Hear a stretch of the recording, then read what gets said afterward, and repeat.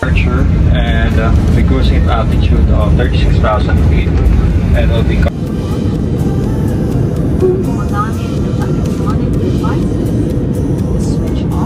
Okay, so we just landed here sa Puerto Princesa. So time is 6:45. So update muna natin yung parentals natin.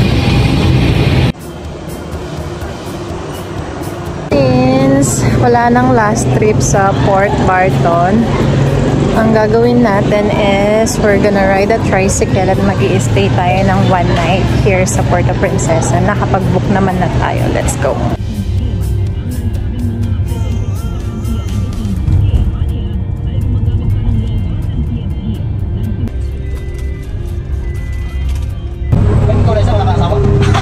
Wala! Wala akong masasama! Hindi mo talagang tanili mo Oo. Alam mo na. Sabi nga ng nanay ko, mag-iingat ka daw, sabi niya. Nakikita ko kasi mura daw dito, sabi nila. Hi!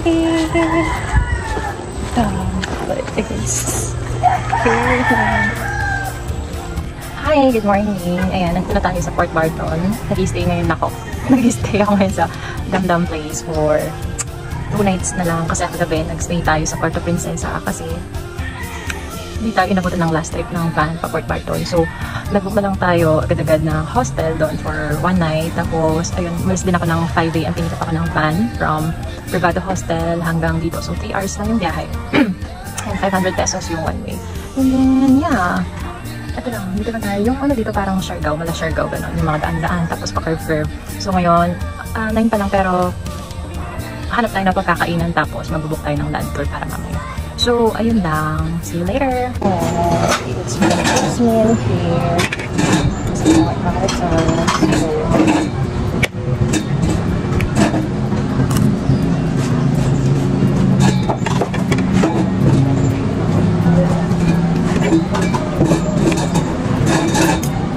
at ayun nga, we're done eating. Babalik na tayo sa room natin. Ayan, yung lugar dito is parang parang Patling, Santa Lucia, ganon. Ayan, babalik na tayo sa ating lugar. Ayan o.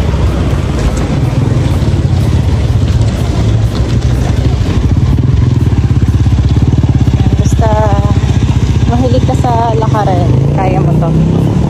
Kasi kung hindi, magta-tricycle ka. Yung lapit-lapit lang, tapos magta-tricycle ka pa. Nilalakarin mo na lang, diba? Now here at White Beach. Ayan. So, ang kunti ng tao. Tapos, ayan, napaka-peaceful.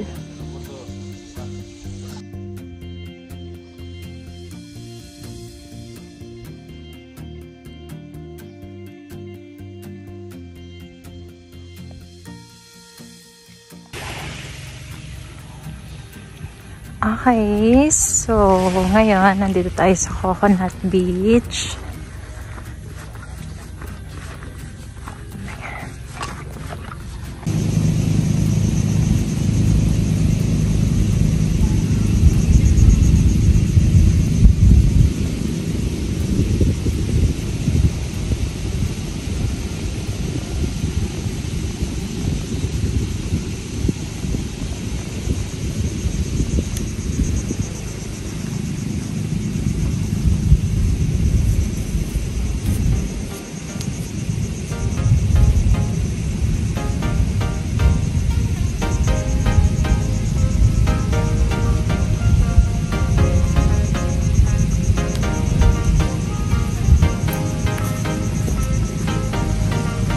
So from my place, from Damdam's place, yung ride dito is motorcycle lang ako, nagpahatid ako dun sa staff room. So mga nasa mga 10 minutes, gano'n. So aside dito sa Coconut Beach, meron silang White Beach. Halos same lang, may coconut din siya. Kasi yun, pero mas maunang mapupuntahan kasi ito. Tapos yung entrance is 50 pesos. So ayun, ako lang yung Pilipina dito. Lahat ng mga tao dito kasi hindi masyadong crowded. So tignan mo. Ganyan lang, apaka-peaceful, apaka-quiet. So, may nakausap ko ako kanina, taga, France sila. Hindi sila, yung isa marunong English, yung isa marunong. So, ayan. Diba? Ang ganda dito. Ay, hindi ka na mag-island hopping. Ang ganda dito, yung gusto yung beach. Ang ganda dito. Pero, may schedule tayo ng island hopping for tomorrow. Hi! Island hopping by Joey Run. So, 1.5 lang. So, let's see tomorrow. Tapos may mga dito. Nasa mga ganda doon, may mga cows. Ang sa mga TikTok nakita ko may mga baboy ramo. Wala sila ngayon. Nakita ko yung mga cow lang. Ayun, babalikan tayo. Medyo mahina pala yung signal dito.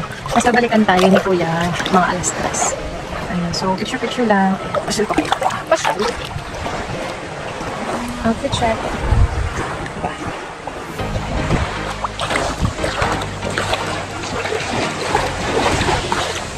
Ayun. Dito wala mag-aano sa'yo. Kung makitos ka. Ang gana sa flowers. Yeah. Ayan ang mga house.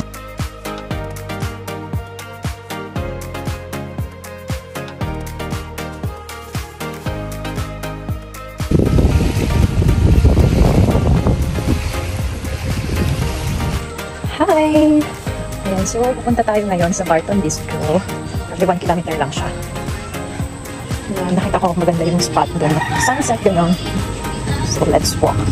Okay. I'm currently here at Barton Bistro, and yeah, medyo pricey nga yung food nila, pero try lang natin. Ang ganda ng view kasi may pa-sunset sila. Nandito kasi mga people, papakita natin.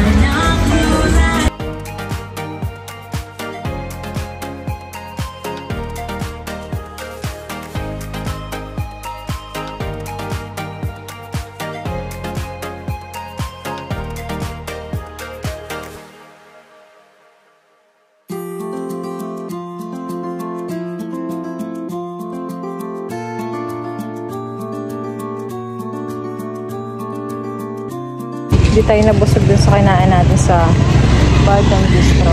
May nadaanan ako nagbabalot.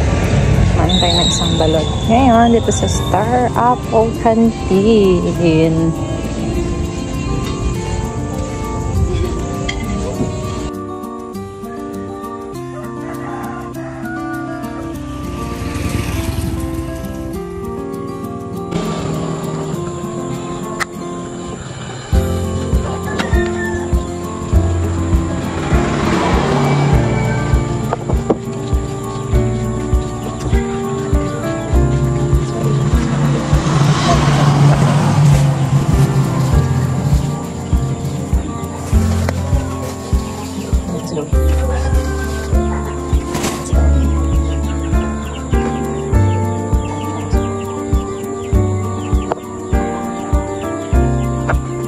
So we're going to start our island hopping today, and parang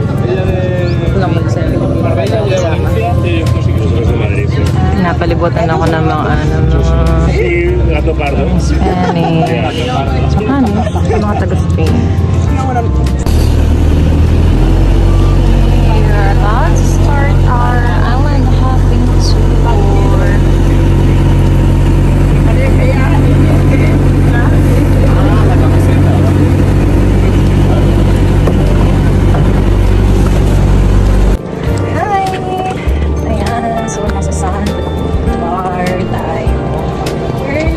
First stop sa island hopping. Sabi nila, madaming starfish dito. Let's see!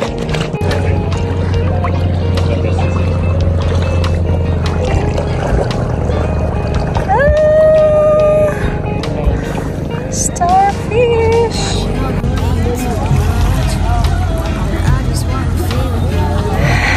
Okay, so, ayan. Madaming mga snorkeling area, pero since di tayo marunong lumangoy, hindi natin makita. So, dito lang tayo. And starfish.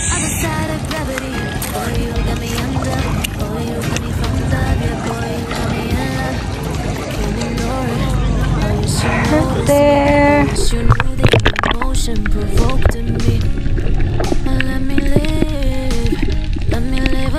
take no more from you.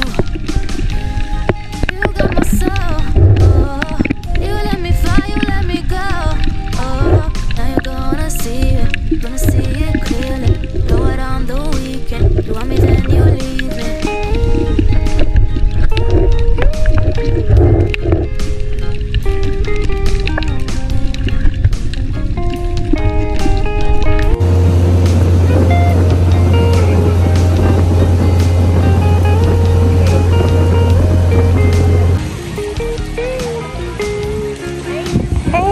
So we're going to eat lunch here.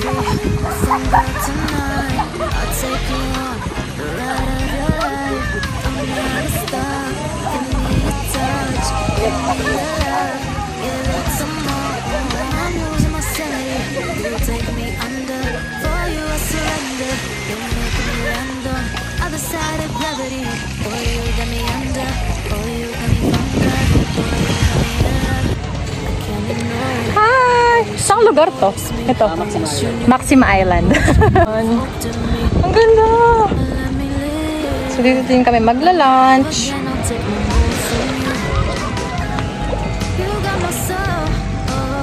May namit akong Filipina, si Ate Joanna. Ayan siya. So, sobrang ganda. Halos lahat ng angle.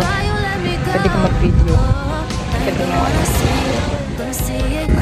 Ayan, may pa-drone shot tayo. Hi, Kai. Recruit lang pa ako. Siyempre, may pa-drone shot tayo. Mamaya tayo naman doon. Sige ba kayo mag-pa?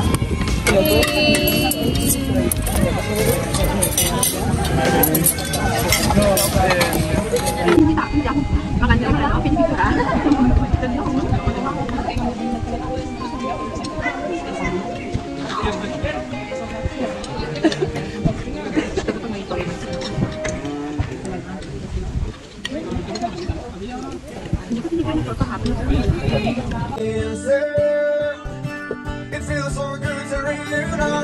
We need to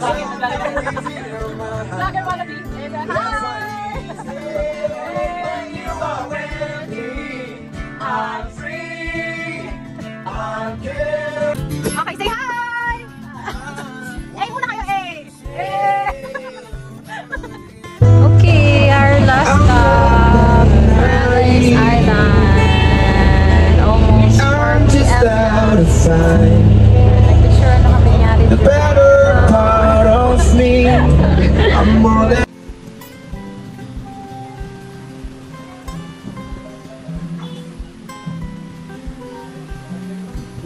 Hey guys, it's my last day here sa Port Barton. And actually tayo nagising mga 6. 6 tayo nagising and then hanap na tayo ng breakfast. And yeah, may nakilala pala akong sa Filipina. And I'm gonna meet her. And we're just gonna have breakfast and then 12 p.m. pa yung check-out ko. Tapos yung flight ko is 7:35 p.m. So magstay na lang tayo sa Puerto Princesa Airport. Ayun lang.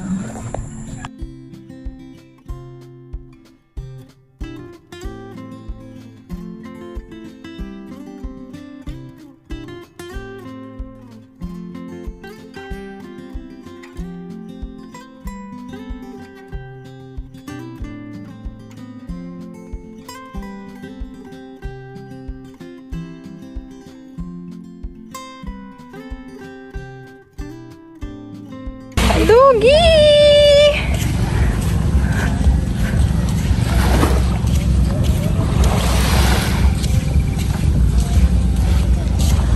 Saan na ba? Saan na ba? Saan na?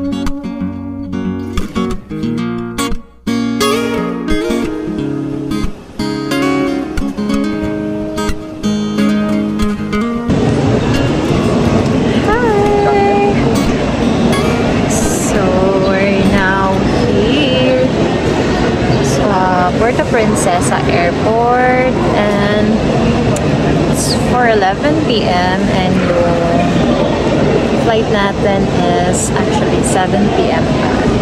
So, maaga tayo. Ayan. So,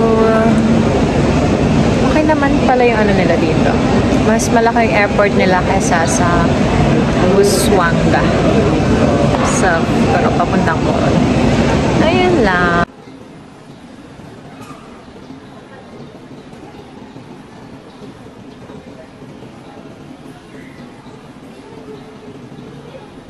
Let's wait for the plane.